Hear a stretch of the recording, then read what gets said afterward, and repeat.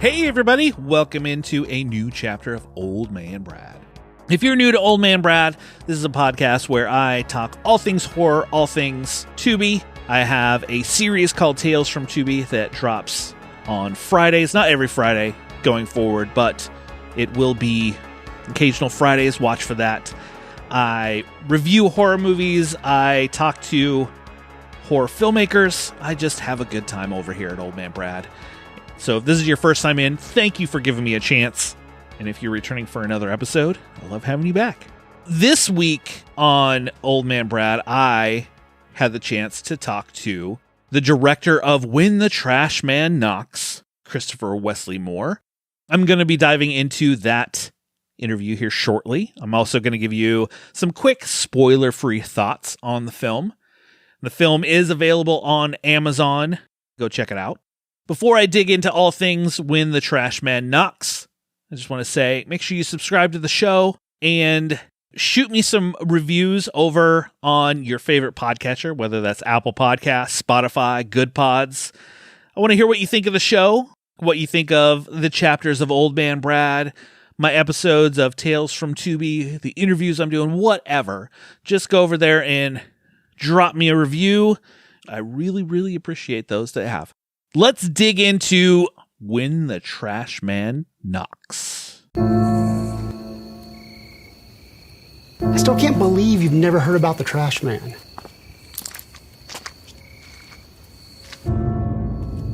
Some say that every Thanksgiving, Crispin comes back out, looking for more people to help him complete his family, a family that will stay forever and never leave him. So if you hear him knocking 3 times, don't open the door.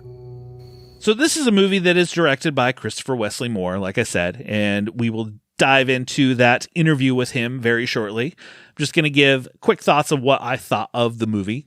So what caught my eye for this movie immediately, I was scrolling through social media at one point and came across the artwork for it popped up.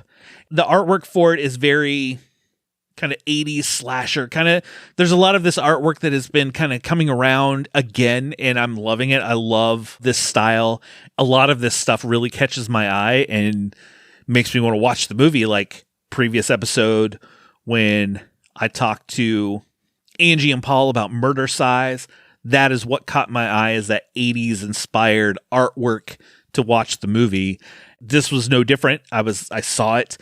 There's the back image of the Trash Man. He obviously has a mask on and he's at a front door of a house. So I was like, I need to see this movie. So I reached out to Chris, the director. He was very gracious and allowed me to check out the movie. This is a movie that I really enjoyed, and I'm not going to give much away because we talk about a little bit in the interview about some of the things that it deals with about trauma and PTSD and different things like that, where he digs into kind of what he was thinking and why, like this type of stuff.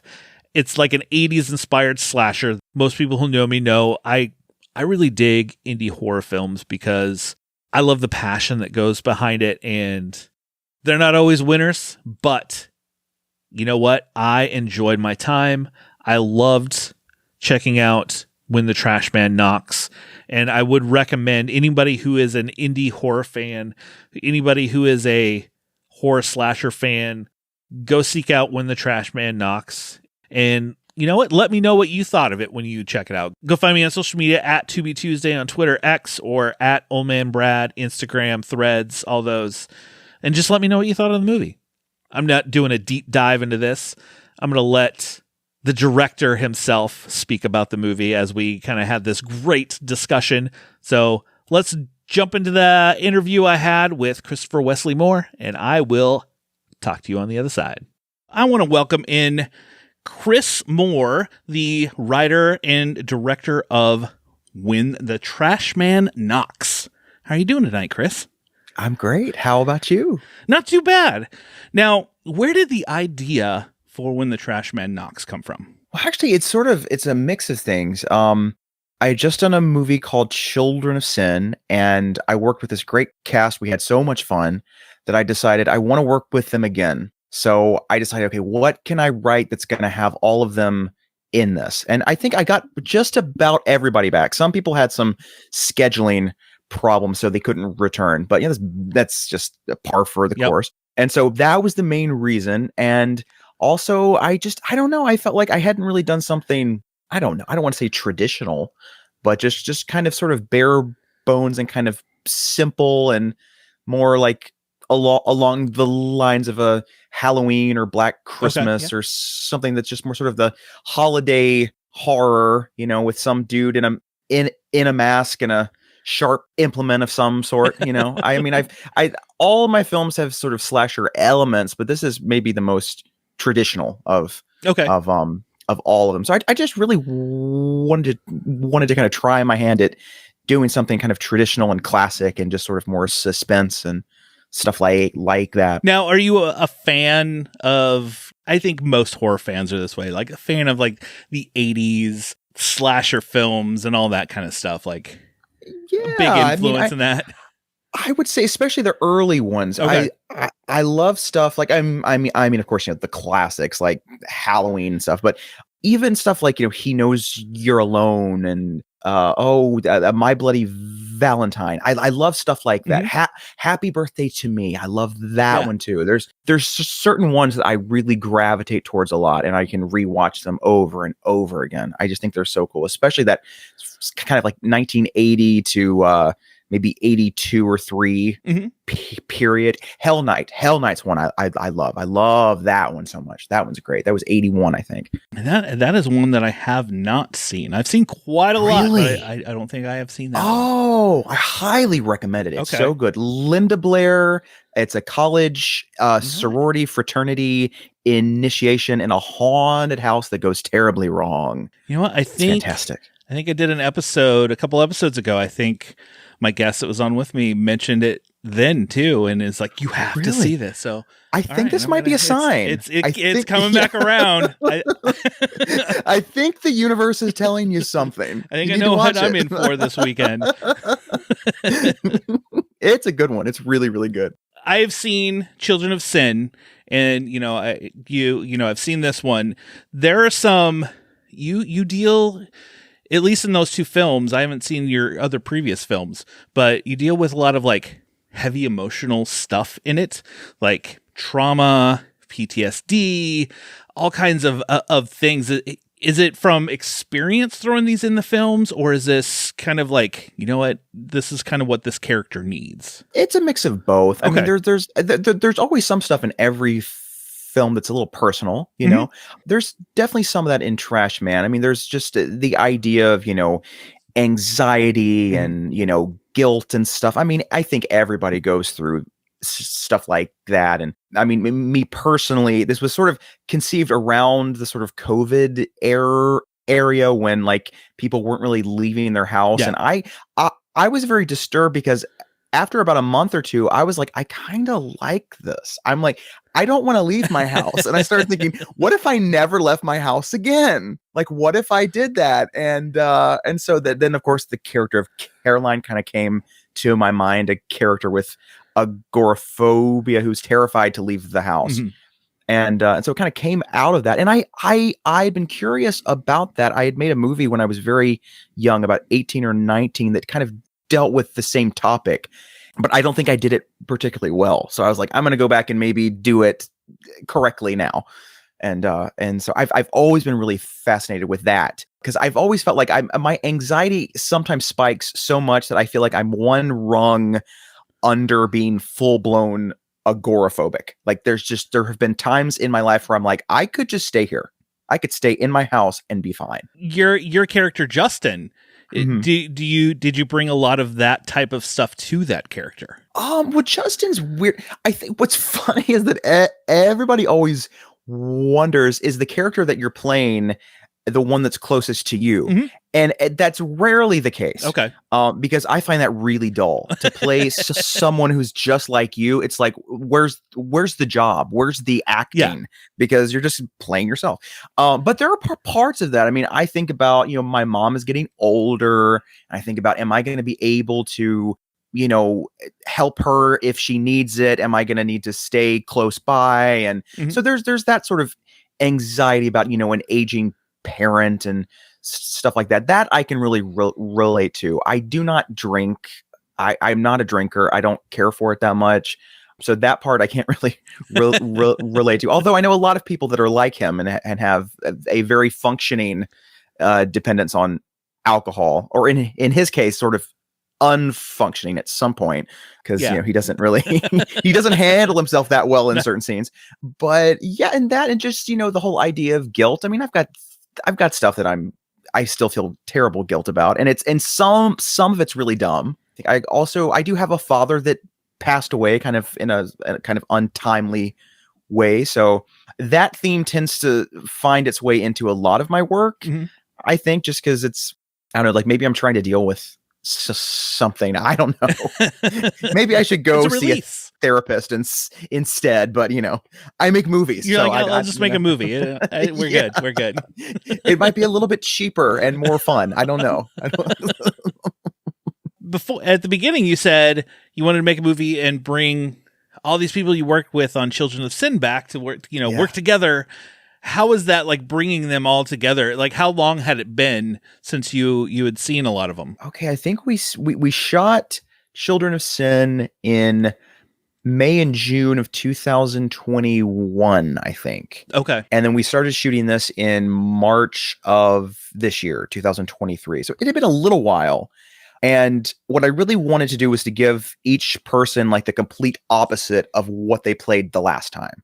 So if they played a bad guy in the last one, they were going to be super sweet in this one. Or if they were the good girl, they were going to be the bad girl in this one.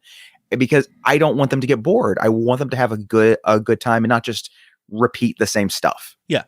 And they seem to have a great time. I had a great time with them. It was just so much fun. Because I think when you work with the same people multiple times, you kind of develop a sort of a shorthand. And so you kind of know like what each person needs. And if they're having a bad day, you kind of know, okay, I need to leave them alone, or maybe I need to talk to them instead, so you kind of know sort of like how to approach them and get the performance out and stuff like that. Are there plans for any more Trash Man films in your future? Have you thought of more Trash Man, or is it, you're like, what? I'm going to ride this one and kind of see. I mean, if there was a huge demand for it, which, I mean, I don't know about that.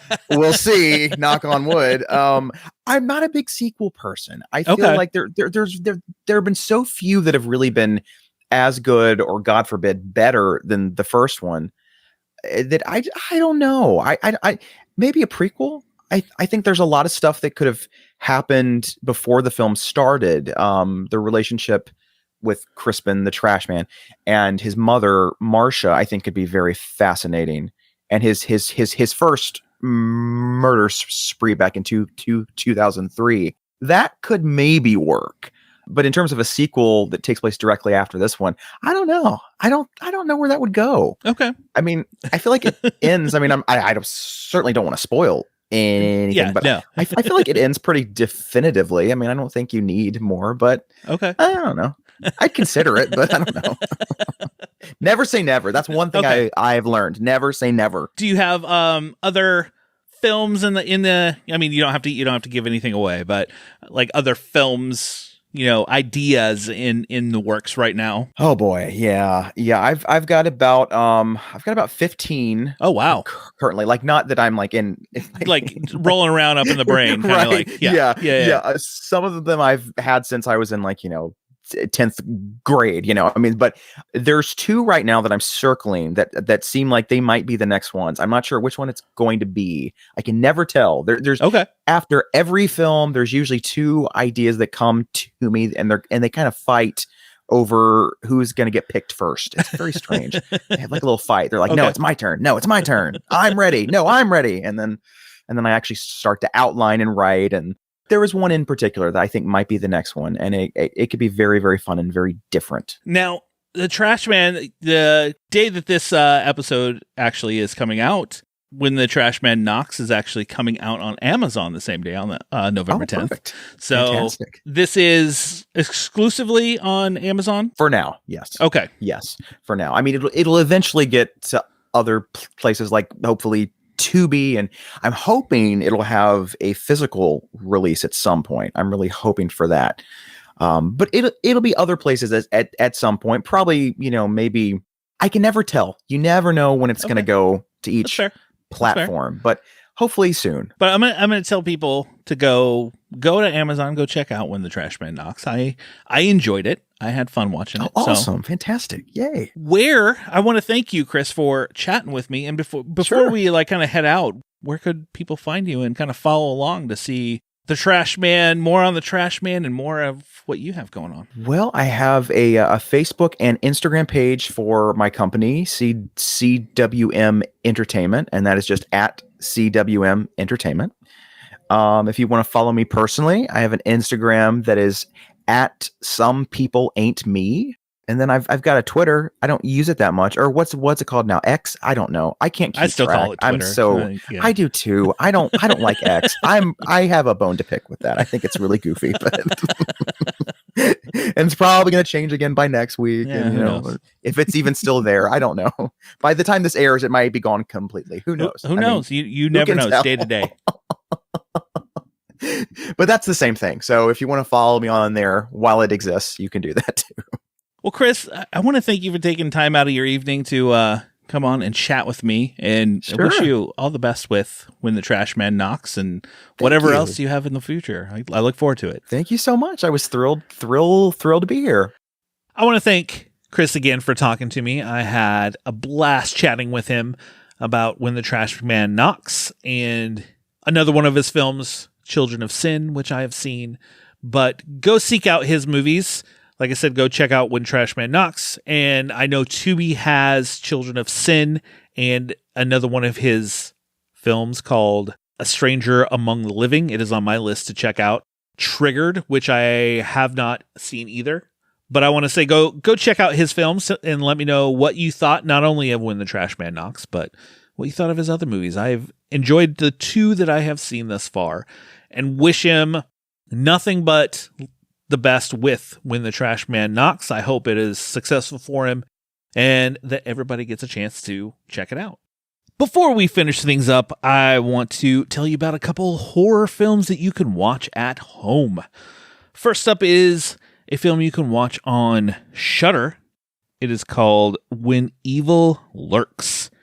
And this is directed by Demian Rugna, who also directed a movie called Terrified that you can also watch on Shudder, and is also one of the directors in the anthology film Satanic Hispanics, which I talked about, about a month or so ago. But When Evil Lurks, this movie, I was not ready for this movie at all. I don't know what I was expecting going in. There are multiple scenes in this movie that just shocked me. There are a couple scenes that I was like, he's not going to do what I think he's going to do, is he? No way. Holy crap. I've seen a lot of horror movies, and I don't get too shocked too easily because, I've seen a lot. I love gore. I love kills in the movies. I love, the creativeness in a lot of things. But this one got me, and it is just a good film dealing with a lot of different emotions and everything along the way. Don't expect to come out super happy on the back end. Let's just say that. Go watch When Evil Lurks on Shudder. The second one I'm going to say before I go is completely on the opposite end of things. This is on Screambox. It is called Secret Santa. This is directed by Adam Marcus, who is also the director of Jason Goes to Hell, The Final Friday. But this is the opposite end of When Evil Lurks. This movie is a horror comedy. This is complete absurdity at its finest. This movie is kind of a jumbled mess, yes, but it is ridiculous. It is hilarious. It is bloody.